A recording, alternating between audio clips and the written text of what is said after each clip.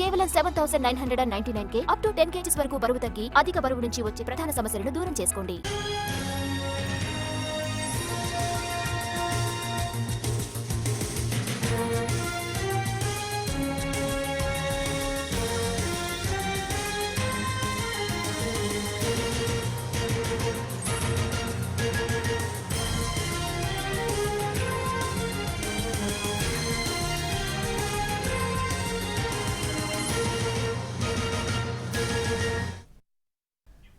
దేశంలోని అన్ని రాష్ట్రాలకు తెలంగాణ రాష్ట్రం ఆదర్శంగా నిలుస్తోంది అన్నారు సీఎం రేవంత్ రెడ్డి. కేంద్రం మెడలు వంచి జనగణనలో కులగణన చేసేలా విజయం సాధించామన్నారు. గాంధీ భవన్లో టీపీసీసీ విస్తృత స్థాయి కార్యవర్గ సమావేశంలో పాల్గొన్న సీఎం ఈ వ్యాఖ్యలు చేశారు. విద్య, ఉద్యోగ, ఉపాధి కల్పనలో కాంగ్రెస్ సర్కార్ చాలా విజయాలు సాధించిందన్నారు. తాను పీసీసీగా ఉన్న సమయంలో 45 లక్షల మంది క్రియాశీలక సభ్యత్వం చేసుకున్నారని సీఎం గుర్తు చేశారు. యూత్ కాంగ్రెస్, ఎన్ఎస్యుఐ పార్టీ జిల్లా అధ్యక్షుల్లో చాలా మందికి మన ప్రభుత్వంలో పదవులు వరించాయని, పార్టీ పదవులను క్యాజువల్ గా తీసుకోవద్దని సూచించారు. రాబోయే రోజుల్లో అసెంబ్లీ, పార్లమెంటు సీట్లు పెరగబోతున్నట్లు రేవంత్ చెప్పారు. నియోజకవర్గాల పునర్విభజన, మహిళా రిజర్వేషన్లు, జమిలీ ఎన్నికలు ప్రభావితం చేయబోతున్నాయని, నూతన నాయకత్వానికి 2029 ఎన్నికలు వేదిక కావాలన్నారు. ఇక అలాగే నాయకులుగా ఎదగాలంటే ఇప్పటి నుంచే కష్టపడాలని చెప్పారు. కలిసికట్టుగా ఈ రోజు నుంచే ప్రణాళికలు సిద్ధం చేసుకుని కష్టపడి రెండోసారి అధికారంలోకి వచ్చేందుకు కృషి చేయాలని పిలుపునిచ్చారు. సుదీర్ఘకాలం ప్రజాప్రతినిధిగా ఎన్నికైన మల్లికార్జున ఖర్గేను ఆదర్శంగా తీసుకొని ముందుకెళ్లాలన్నారు సీఎం.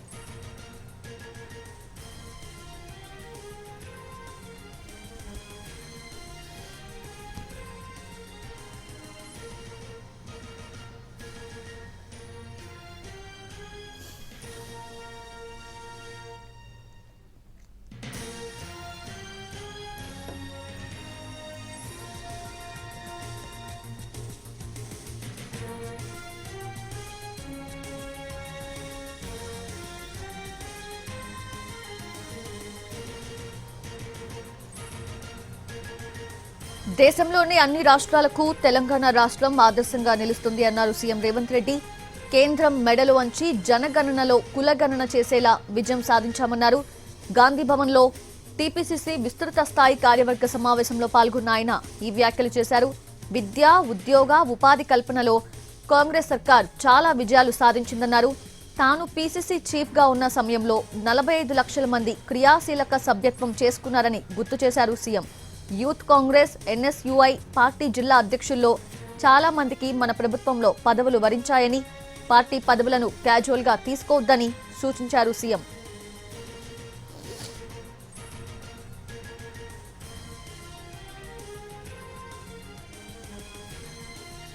ఇక అలాగే రాబోయే రోజుల్లో అసెంబ్లీ, పార్లమెంటు సీట్లు పెరగబోతున్నట్లు రేవంత్ చెప్పారు. నియోజకవర్గాల పునర్విభజన, మహిళా రిజర్వేషన్లు, జమిలీ ఎన్నికలు ప్రభావితం చేయబోతున్నాయని, నూతన నాయకత్వానికి 2029 ఎన్నికలు వేదిక కావాలన్నారు. నాయకులుగా ఎదగాలంటే ఇప్పటి నుంచే కష్టపడాలని చెప్పారు. కలిసికట్టుగా ఈ రోజు నుంచే ప్రణాళికలు సిద్ధం చేసుకుని కష్టపడి రెండోసారి అధికారంలోకి వచ్చేందుకు కృషి చేయాలని పిలుపునిచ్చారు రేవంత్ రెడ్డి.